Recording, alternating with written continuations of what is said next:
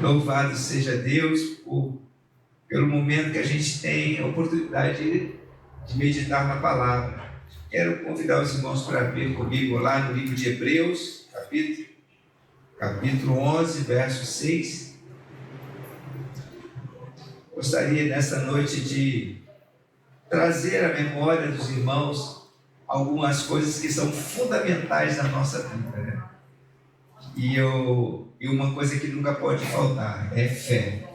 E nós vamos aqui fazer uma reflexão sobre uma atitude nossa, o nosso comportamento, como é que nós nos relacionamos com esse tema na nossa vida em relação a Deus. Romanos capítulo 11, verso 6, diz assim: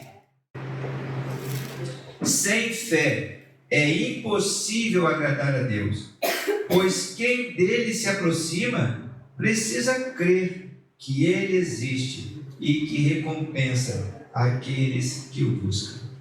Amém? Que Deus nos abençoe com a sua palavra. Os irmãos podem se assentar, pensar um pouquinho sobre esse tema tão importante na nossa vida.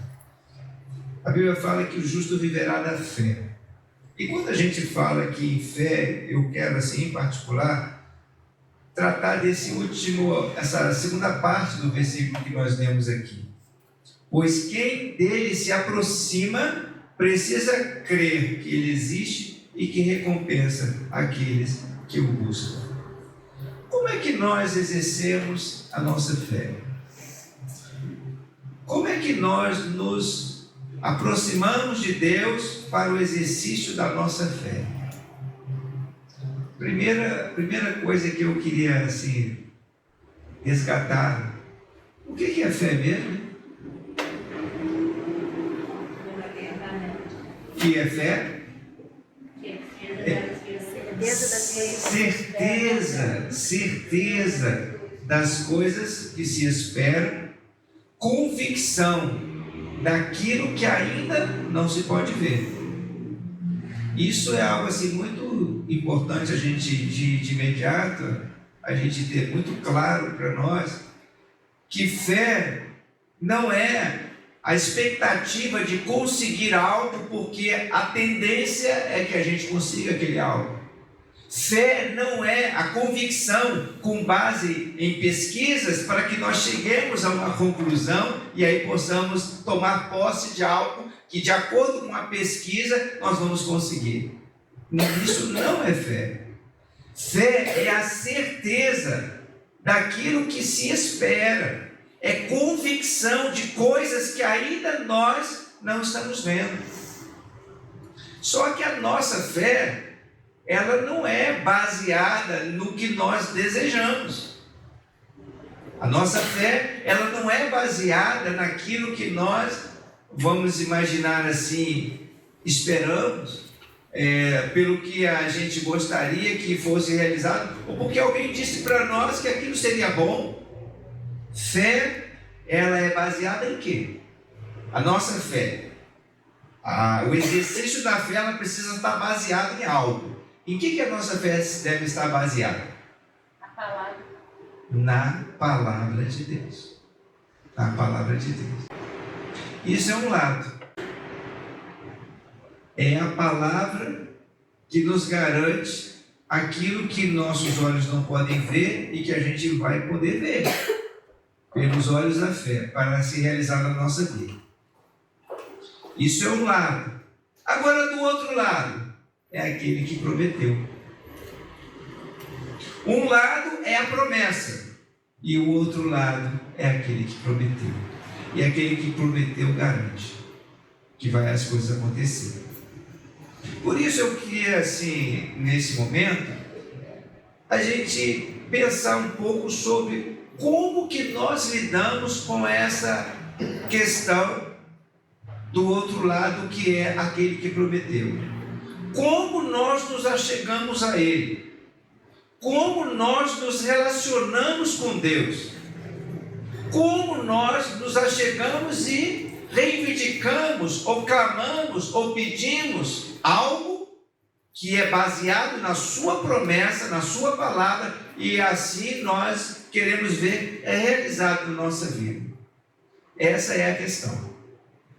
Se por um lado a promessa de Deus ela é firme, é fiel, ela se cumpre, aquilo que Deus promete Ele realiza, e por outro lado aquele que prometeu, por Ele ser fiel, e Ele honra a sua palavra, em cumprir exatamente aquilo que Ele traz para nós de fundamento, então nós precisamos ter uma atitude ao se achegar a Deus, ao levar a Ele alguma coisa, ou esperando no agir dele em nosso favor. Nós precisamos ter uma atitude coerente com o exercício da fé, que é: pois quem dele se aproxima precisa crer que ele existe e que recompensa os que o buscam.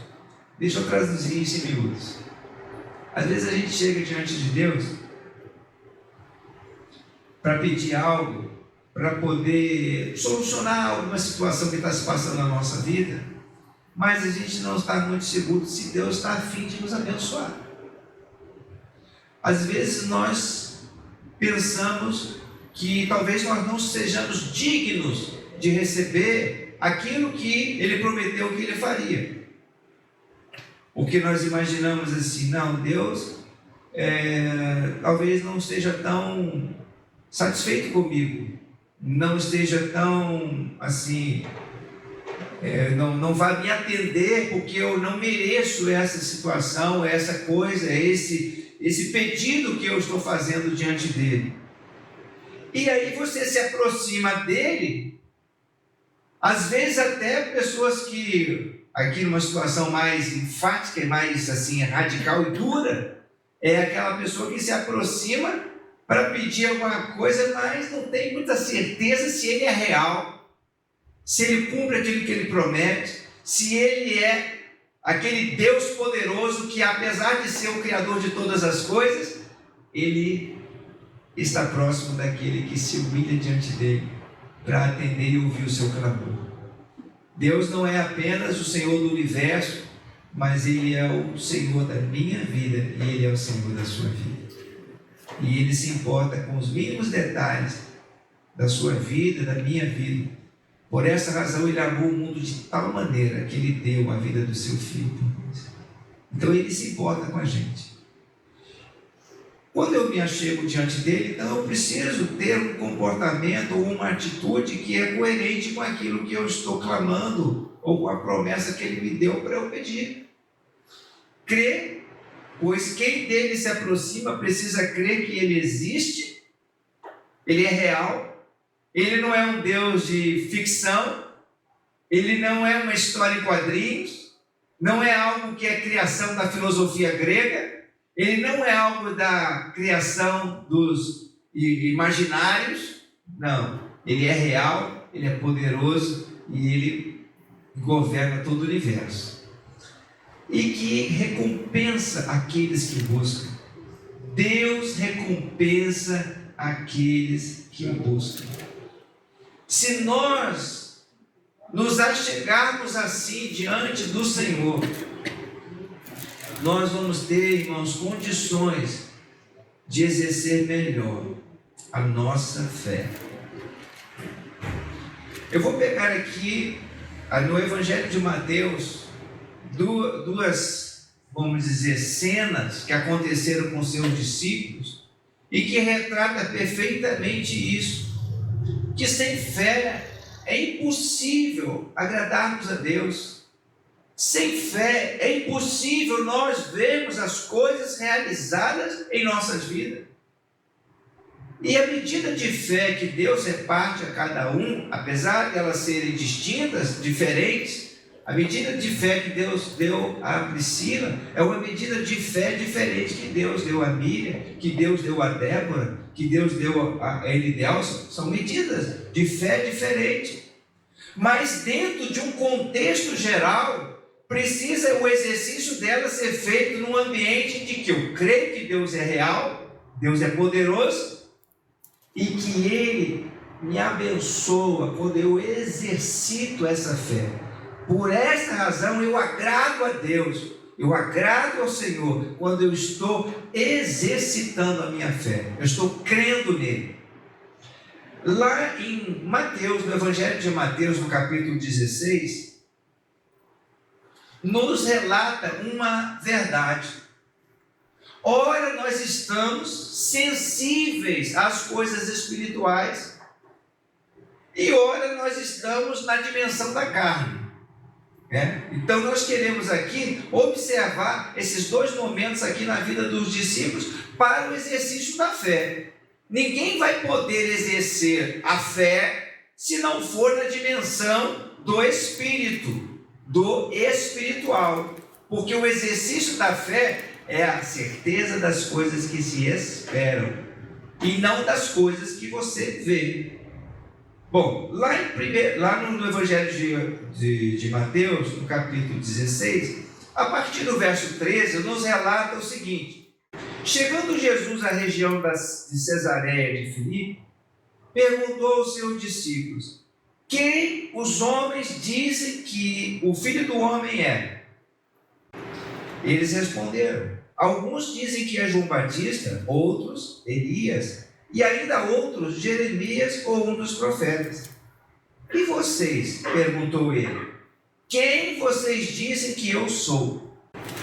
Simão Pedro respondeu: tu és o Cristo, o Filho do Deus vivo.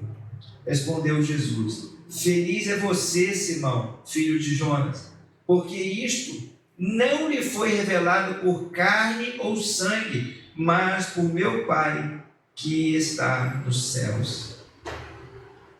Você é feliz, Pedro, você é bem-aventurado, porque as pessoas estão dizendo aquilo que aparenta ser.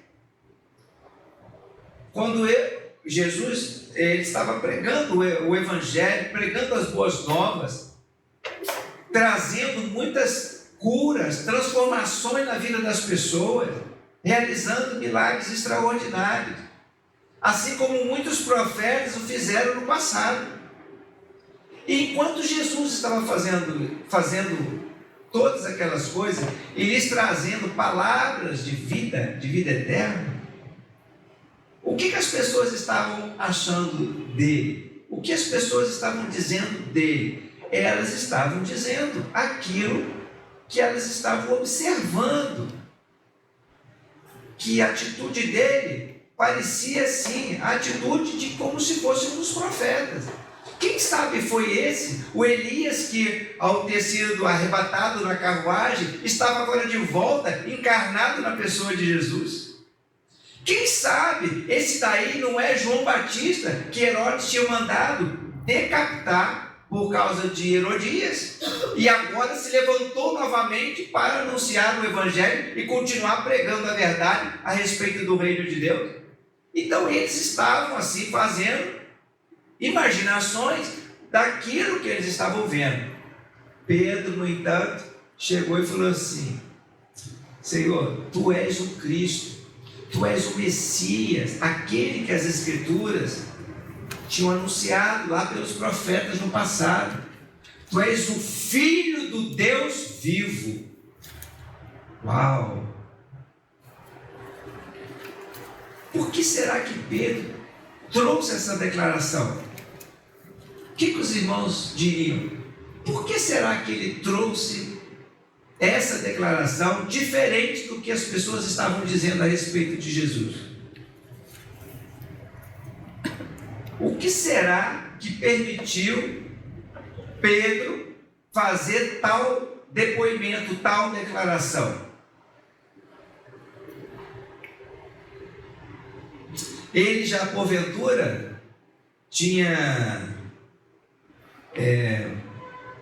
visto Jesus lá ao lado do trono de Deus, já teria talvez ouvido aquela voz: esse é o meu filho amado em quem me comprazo. O que será que Pedro estava ali naquele momento trazendo aquela palavra, revelando quem era Cristo? Até Jesus falou assim: não fale para ninguém que eu sou Cristo. porque ainda não era chegada a hora de Jesus se manifestar ao mundo, ou de se manifestar como Cristo, porque senão iriam crucificá-lo, ou iam tentar fazer alguma coisa antes do tempo, ia frustrar as coisas que Deus já tinha planejado. Se bem que ninguém pode frustrar os planos de Deus, mas o Senhor falou assim: não fale nada para ninguém. Por que será?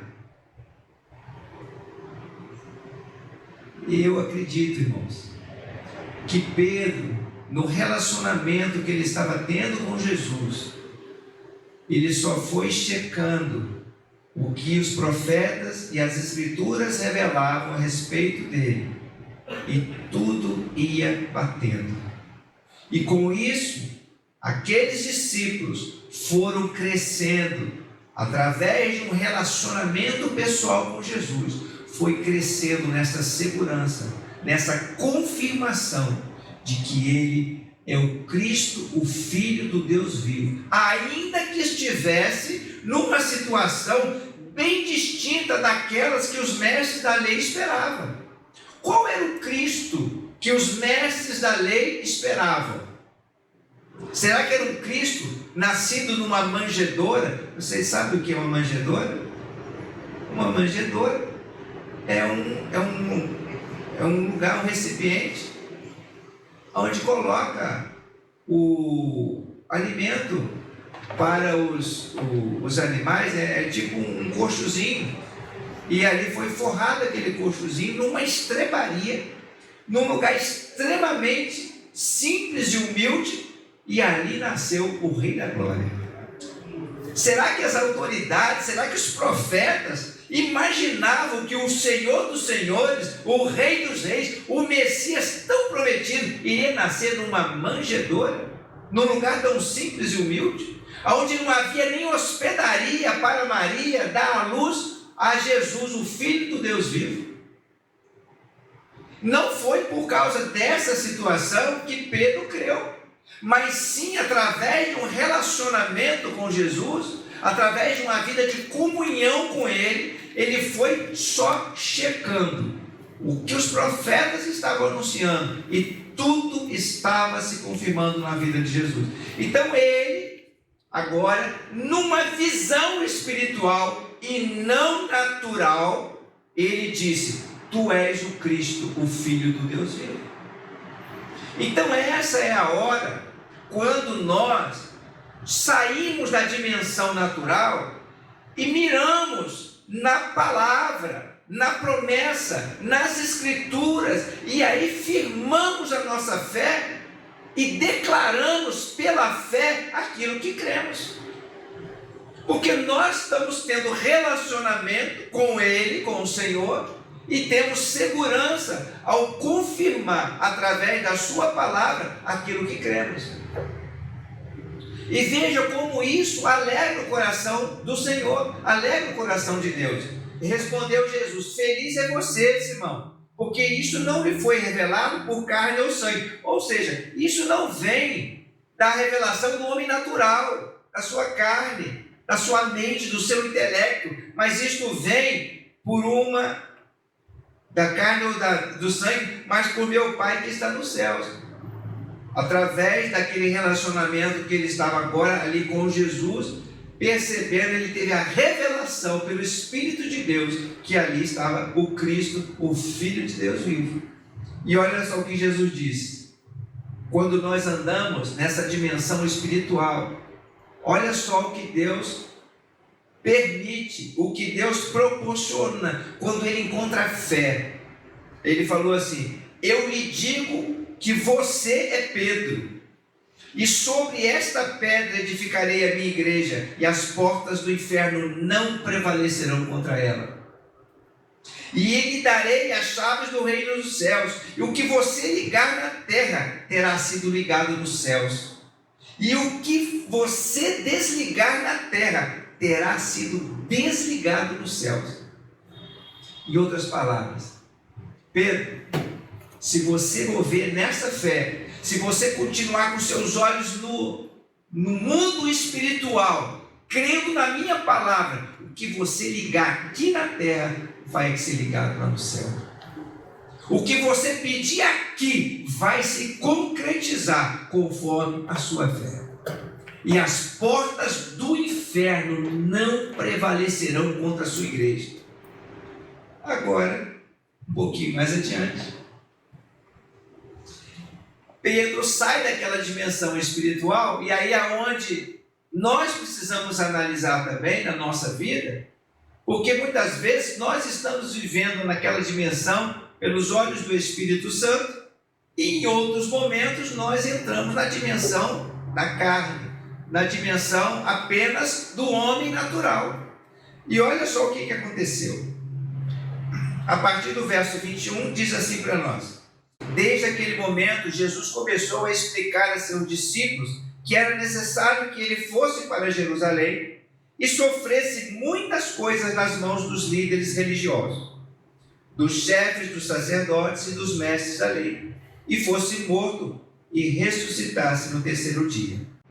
Bom, agora Jesus começou a descrever algo que eles ainda não estavam vendo, algo que iria acontecer.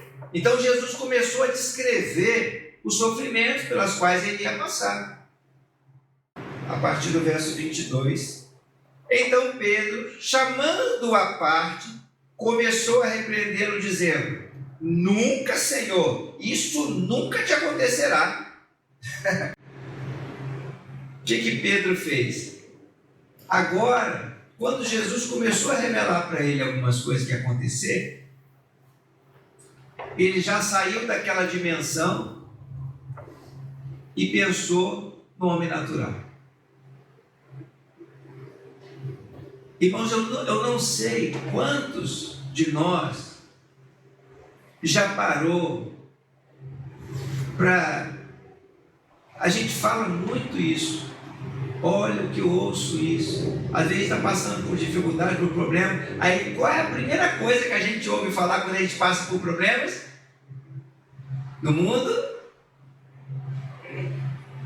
No mundo o que vai acontecer? Vocês vão ter o quê? Aflições. No mundo vocês terão aflições. No mundo vocês terão aflições, mas tem de bom ânimo. A gente não ouve isso à beça, muito, né? Mas a gente não gosta de ouvir isso, porque a gente gostaria que tudo que acontecesse fosse de acordo com a nossa satisfação, o nosso bem. A gente ouve essas coisas, mas a gente não consegue se dar conta, a não ser quando a gente chega na hora H, quando a gente está passando pela luta e a necessidade. Hoje Débora foi muito feliz, fiquei muito feliz quando estava ouvindo a palavra que Deus colocou nos seus lábios, sobre essa questão de, às vezes a gente está vivendo uma situação, está vivendo um problema, que a gente vê o problema, aí já chega diante de Deus e começa a orar: Senhor, olha para essa situação, Senhor, tem misericórdia, opera isso e faz aquilo outro e tal, mas continua sofrendo aquele problema, não consegue se desvincular do problema, não consegue realmente colocar e crer que Deus vai prover de alguma maneira, porque Ele é galardoador daqueles que o buscam. Em algum momento Deus vai responder, Deus vai agir, Deus vai operar. Como a palavra de Deus fala, o choro pode durar uma noite, mas a alegria vem pela manhã. Ou seja, a tribulação, a dificuldade, o problema tem data e hora marcada, não vai ficar a vida toda, não vai durar a eternidade, porque lá na eternidade diz as Escrituras que o Senhor enxugará dos seus olhos toda lágrima. Lá está escrito na palavra que o Senhor dará vitória ao seu povo. Está registrado no livro de Apocalipse que eles o venceram por causa do testemunho que deram. Mesmo diante das ameaças de morte, eles não amaram a própria vida. Então está dizendo nas Escrituras o que há de ser. Paulo, lá no capítulo 8 do livro de Romanos, fala lá que a tribulação do tempo presente nem se compara com a glória que em nós há de ser revelada. Mas a gente, quando está passando pela tribulação do tempo presente, a gente não consegue, assim, muitas vezes, se desvencilhar dela e fica ali. Não, mas eu não podia estar sofrendo isso, eu não podia estar sofrendo injustiça. A questão da injustiça, então, irmãos, é um negócio sério. Porque, é claro, ninguém se conforma com a injustiça. Alguém aqui se conforma com a injustiça? Alguém aqui pensa que as pessoas, quando agem com injustiça com você, está tudo bem, está tudo numa boa? Ninguém gosta de injustiça. Agora, Jesus sofreu injustiça. Você acha que foi justo Jesus subir ao Calvário? Jesus pagar o preço que ele pagou? Não, não era justo. Mas ele, olhando para a vitória que viria depois dessa injustiça, ele teve, o profeta Isaías declara isso, que ele teve assim como gozo a história final. Ele estava vendo o resultado do trabalho das suas mãos. Então, às vezes, passamos sim por aquela situação difícil, mas ao chegar diante de Deus, nós podemos ter uma perspectiva diferente. E aqui foi o que Jesus chamou a atenção de Pedro. Chamou a atenção que, de tal maneira que diz que Pedro, afasta de mim Satanás. Sabe o que quer dizer Satanás? Nós temos usado o termo Satanás, né, para que é o espírito imundo que foi expulso da presença de Deus, que atormenta a vida de todo mundo. Agora, nós devemos também levar em consideração aqui quem é Satanás. O termo Satanás, sabe o que significa? Satanás significa, sabe o quê? Alguém sabe? Inimigo, adversário. Isso que o termo quer dizer. Diabo. Diabo é o termo que significa isso. É inimigo, adversário. Então, na hora que Pedro se posicionou assim, Jesus disse assim, então Pedro, chamando à parte, começou a repreender, dizendo, nunca, Senhor, isso nunca acontecerá. Jesus virou-se e disse a Pedro, para trás de mim, Satanás, você é uma pedra de tropeço para mim, e não pensa nas coisas de Deus, mas nas dos homens. Olha só, se nós, irmãos, sairmos da dimensão espiritual e ficarmos com os nossos olhos focados na dimensão apenas dos homens, apenas do natural, nós vamos desagradar a Deus. Nós não estaremos cumprindo aquilo que lemos lá em Hebreus no capítulo 6. Sem fé é impossível agradar a Deus. Pois quem dele se aproxima precisa crer que ele existe e que recompensa aqueles que o buscam. Jesus, quando diante do martírio e das injustiças, das coisas que ele estava sofrendo, diz lá no profeta de Isaías, que ele viu o fruto do penoso trabalho da sua alma e ficou satisfeito. Então ele estava olhando para frente, ele estava olhando para o futuro. A mesma coisa diz a respeito de Moisés, quando ele tinha a oportunidade, por ter sido criado na casa de Faraó, ele podia muito bem não viver as agruras da dor, da escravidão, lá no campo com seus irmãos, mas ele preferiu, diz lá no livro de Hebreus, no capítulo 11, que ele preferiu sofrer com seus irmãos ali, do que por um breve momento de prazer com o pecado, deixar de desfrutar das bênçãos do Senhor. Então ele estava olhando a promessa na frente, ele estava olhando, e nós devemos olhar para aquilo que Deus tem preparado para nós. Deus tem preparado melhor para a nossa vida, irmãos. Todas as vezes que eu vejo as dificuldades pelas quais nós passamos nesse tempo, eu percebo o quanto Deus me ama, quanto Deus tem cuidado de mim, o quanto que Ele é bom. Eu, há muitos anos atrás, muitos anos mesmo, logo que eu nasci de novo, passando por aquela tribulação que eu estava vivendo naqueles dias, eu ousei a dizer: Senhor, por causa de tudo isso que eu estou vivendo, não sei nem se o Senhor me ama realmente. Quantas vezes a gente pensa isso? Parece que a gente está abandonado, parece que a gente está sozinho, parece que essa situação está tudo acontecendo de errado com a gente e a gente não tem uma resposta, parece que Deus está distante. Mas se eu tiver convicção dentro do meu coração que Ele é um galardoador, abençoador daqueles que o buscam, eu vou buscar Deus com todo o meu coração. E lá no passado, há muito tempo atrás, quando eu ousei a falar isso, Deus chegou e disse isso para mim. Disse isso para mim, direto para mim. Foi ao meu espírito, eu me lembro como se fosse hoje. Eu estava assim, agachado num beliche de cama que eu dormia. E ali com o meu coração cheio de dor, machucado, com os problemas acontecendo, Deus me falou.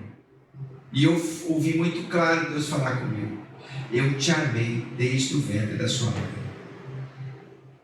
E dali em diante, irmãos, nunca mais eu ousei duvidar do amor de Deus. Dizer, porque, olha, muitos problemas que a gente enfrenta, todo dia tem problema, como eu disse, até a gente acorda, tem um problema, sai um pouquinho mais adiante, tem outro problema, vai fazer outro problema, aparece outro problema. Problemas é o que não falta. Você quer algum? A gente pode semear um bocado.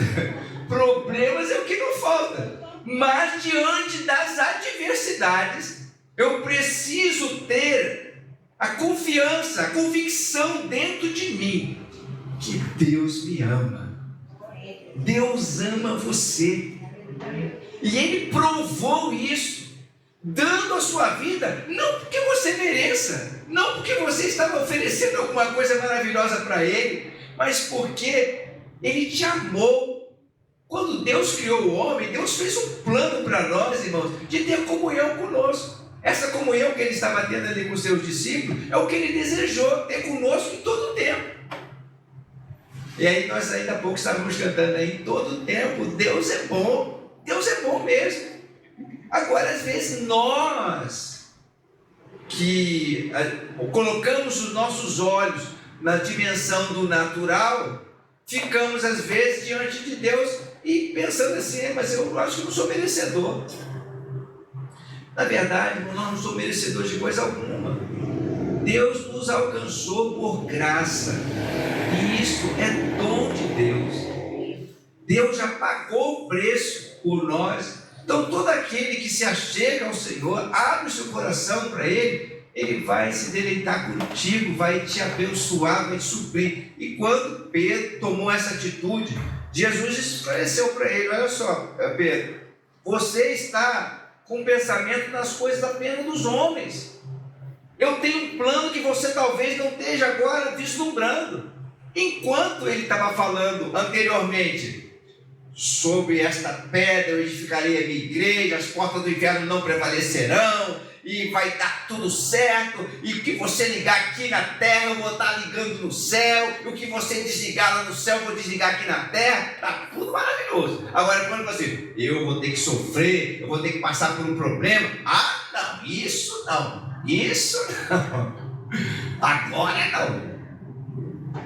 agora não. Irmãos, nós precisamos, em todo tempo, como Deus é bom, andar nessa dimensão do Espírito. Eu uma vez, depois dessa experiência que eu tive há muitos anos atrás, eu passei por outras duras experiências. E uma dessas outras duras experiências, a minha casa, antes de eu me casar, estava assim, uma completa ruína. Muita coisa acontecendo. E eu ali, mais uma vez, voltei a chorar na presença do Senhor. Muitos de vocês às vezes me veem chorando aqui, né? Eu acho que ao longo da minha vida cristã, ao longo da minha minha caminhada com Jesus, eu chorei muitas vezes. Mas nem sempre eu choro de tristeza. Eu choro também de alegria. Eu fico emocionado com o amor de Deus, com aquilo que Ele proporciona na minha vida. Mas eu estava numa outra situação também, algum tempo atrás, antes de eu me casar, passando, vendo a minha família em ruína, muitas coisas acontecendo. E eu, mais uma vez, chorando na presença do Senhor, eu falei assim: Deus, eu te agradeço, porque no meio de toda essa situação que eu estou vivendo, eu sei que Tu estás comigo. E ainda que seja tão duro, tão difícil passar por todo esse problema que eu estou vivendo, eu sei que em algum momento o Senhor vai trazer uma solução. E eu tenho visto isso. E dentro dessas duras experiências, eu tenho aprendido que às vezes nós, como a Débora hoje pela manhã, ela estava compartilhando conosco a palavra do Senhor, e ela falando assim: há muitas experiências que a gente passa e nós precisamos ter um olhar para ela, em aprender com as coisas que nós estamos passando, e não ficar simplesmente paralisado porque a gente não viu a resposta. E está pedindo algo a Deus e nós não vimos a resposta daquilo. Deus não respondeu conforme aquilo que você estava pedindo, e você fica ali paralisado, e você não vai mais adiante. Deus não quis responder, Deus não operou, Deus não agiu. E alguns chegam até a dizer: eu não quero mais saber de caminhar com Deus. Esse que é o problema. Então, o que falta? Exatamente essa questão da atitude que nós estávamos abordando desde o princípio. Precisa crer que Ele existe e que Ele se torna galardoador daqueles que o buscam. Então, quando Pedro passou por aquela situação de repreensão, Deus o repreendeu, pois o teve como inimigo. Isso é a forma como nós aborrecemos o Senhor. Quando nós não acreditamos na Sua palavra, quando nós nos apresentamos diante dEle e com o coração assim, querendo que Ele faça a nossa vontade, e se porventura Ele não fizer a nossa vontade, a gente fica de beicinho, a gente fica, eu acho que Deus não está me ouvindo. Então aí o que Jesus disse para Pedro nessa situação, é claro que, irmão, toda situação, tudo contribui para o bem daqueles que amam a Deus. E eu tenho certeza que Pedro amava Jesus mesmo de coração. Pedro não era aquele cara que falava da boca para fora, não. Muita coisa ele era impetuoso, mas ele não falava da boca para fora, não. Tanto é que quando Jesus perguntou a ele: você me ama? Sim, Senhor, tu sabes que eu te amo.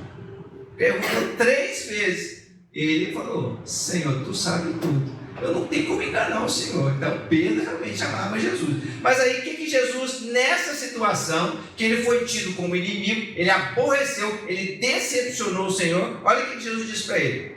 Então Jesus disse aos seus discípulos: se alguém quiser acompanhar, negue-se a si mesmo, tome a sua cruz e siga-me.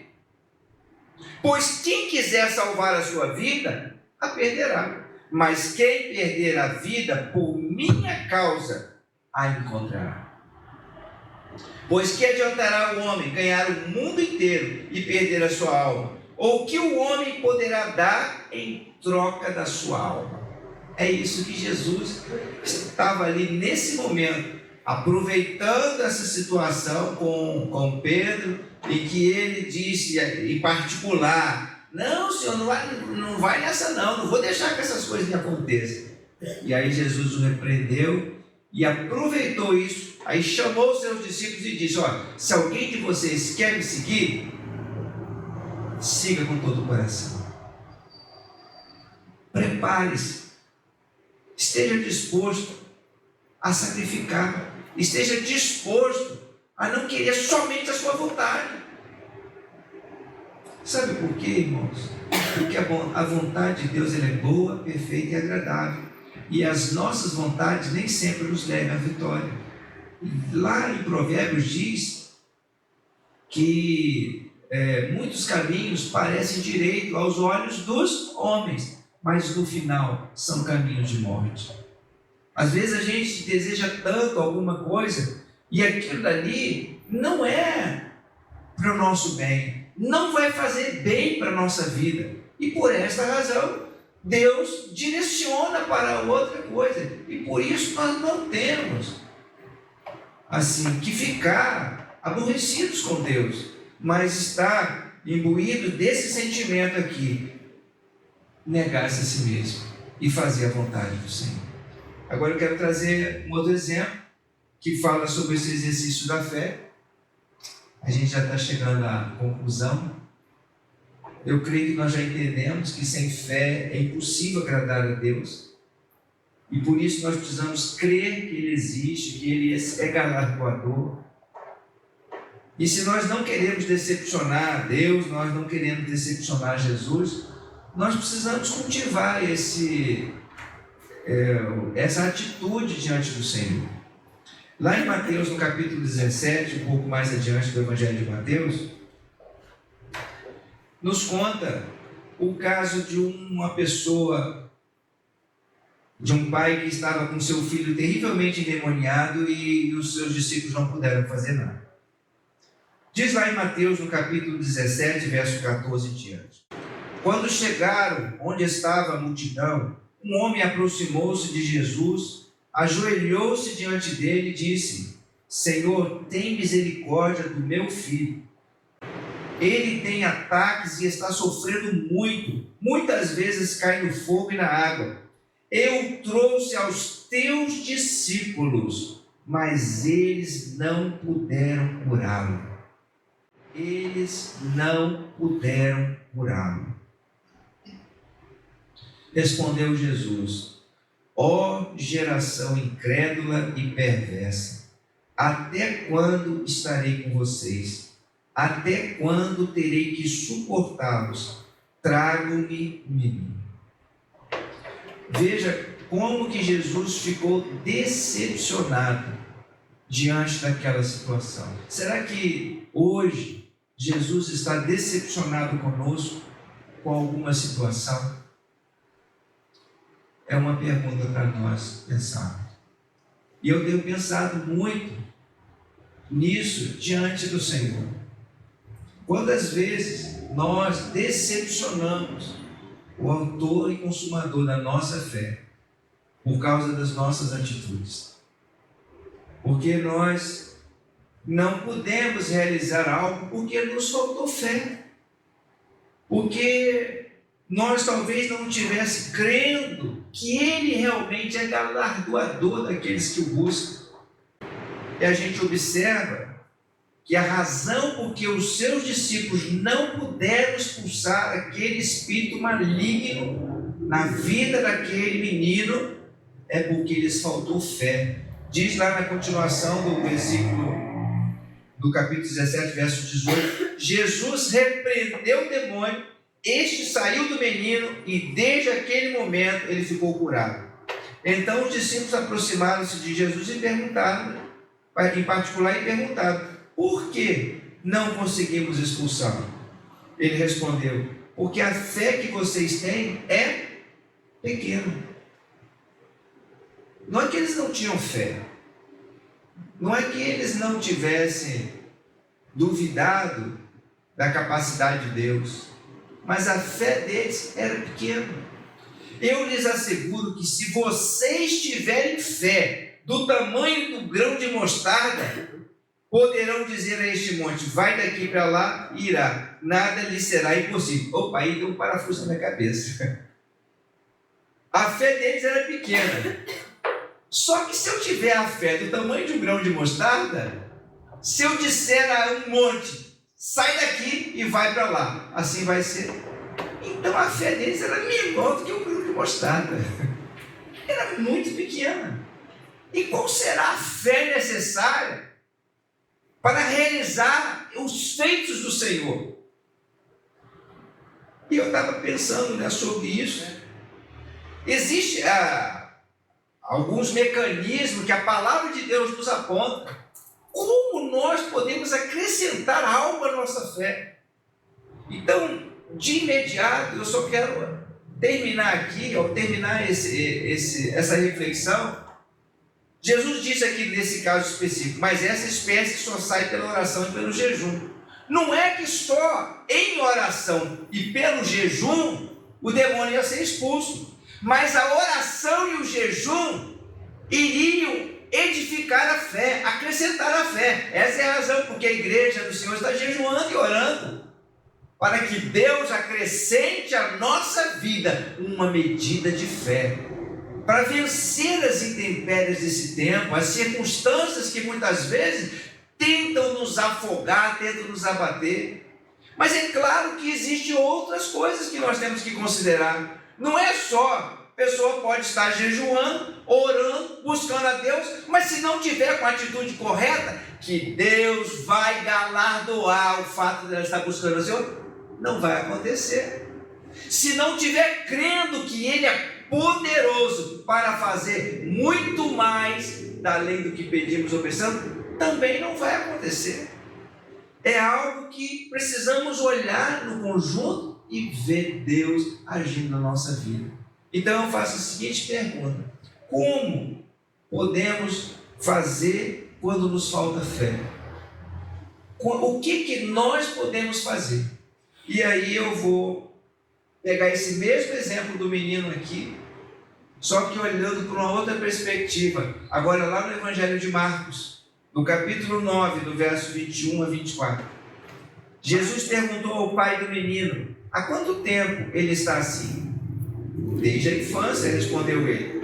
Muitas vezes o tem lançado no fogo e na água para matá-lo. Mas se podes fazer alguma coisa, tem compaixão de nós e ajuda-nos. Se podes, disse Jesus, tudo é possível àquele que crê. Imediatamente o pai do menino exclamou: creio, ajuda-me a vencer a minha incredulidade. Ou ajuda-me na minha pouca fé. Eu quero aqui chamar a atenção para duas coisas. Quando o homem fala assim, mas se podes fazer alguma coisa, será que ele estava crendo que o Senhor é galardoador de todos aqueles que o buscam? Como é que nós devemos nos achegar ao Senhor para buscar alguma coisa? Conforme a gente leu lá no começo, aquele que se achega sem fé é impossível agradar a Deus, pois quem dele se aproxima precisa crer que ele existe e que recompensa aqueles que o buscam. Então ele disse: se podes fazer alguma coisa. Ele já chegou diante do Senhor, tinha uma dúvida. É como muitas vezes nós nos achegamos ao Senhor com dúvidas de que, será que Deus vai me atender? Será que eu sou digno de receber? Nós, irmãos, eu creio que podemos já começar a viver num outro nível, no nível de a gente poder chegar com certeza diante de Deus e pedir a Ele algo, buscar diante do Senhor algo, mas com a certeza de que Ele vai me abençoar. Ele pode dizer para nós: sim, está aí, toma. Ou pode também dizer não. Mas se o nosso coração estiver preparado para isso, para ele dizer sim ou dizer não, certamente nós seremos abençoados. Porque nós estaremos depositando nele efetivamente a nossa fé. E aí, o segundo ponto que aquele homem aqui revela para nós é que nós podemos sim ter deficiência à medida de fé. Às vezes nós cremos que Deus é poderoso para curar uma dor de cabeça, mas não cremos que Deus, ou talvez não confiemos tanto no Senhor que Ele é poderoso para livrar alguém de um câncer, para livrar um morto com a ressurreição. Eu gostei muito de algo que a Priscila compartilhou comigo. Ela participou de um evento agora há pouco tempo, em que um preletor falou assim: quantos de vocês estão vendo mortos sendo ressuscitados? Quantos de vocês gostariam de ver mortos se levantados dentre os mortos? Ou seja, ver a ressurreição, esses sinais maravilhosos do Senhor. Aí poucas pessoas têm visto mortos sendo ressuscitados.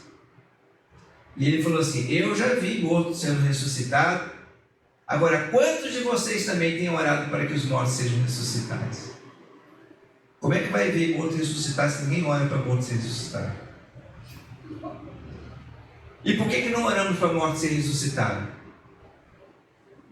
É porque talvez se solta a medida de fé.